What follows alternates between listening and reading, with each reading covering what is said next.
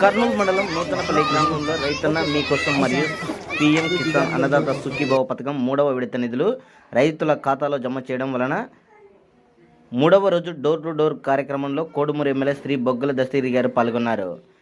కార్యక్రమంలో పాల్గొన్న ఎమ్మెల్యే గారు ముందుగా కమ్మరి వరలక్ష్మి గారికి 76,000 రూపాయలు స్వయంవర పండు చెక్కు అందజేశారు. ఈ సందర్భంగా ఆయన మాట్లాడుతూ రైతుల సంక్షేమ కూటమి ప్రభుత్వ ప్రధాన లక్ష్యమని తెలిపారు.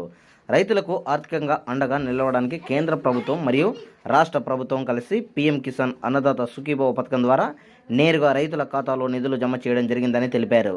రైతు సంక్షేమమే దేశాభివృద్ధి బాట వేస్తుందని పేర్కొంటూ రైతులు బలంగా ఉంటేనే ఆర్థిక వ్యవస్థ బలపడుతుందని ఎమ్మెల్యే గారు అన్నారు. మొత్తం మీద 2025-2026 సంవత్సరానికి గాను రాష్ట్ర వ్యాప్తంగా 8,985 కోట్ల రూపాయలు సుమారు 46 లక్షల రైతులకు 3 విడతలుగా అందించడం జరిగిందని తెలిపారు. ముఖ్యంగా కోడుమూరు నియోజకవర్గానికి ప్రతి విడతలో 35,052 రైతులకు సుమారు 19 కోట్ల రూపాయలను ఇవ్వడం జరిగిందని, అలాగే రైతుల మీకోసం ద్వారా కూటమి ప్రభుత్వం పంచసూత్రాలతో రైతులకు ఉపయోగపడేలా ముందుకెళ్తుందని తెలియజేశారు.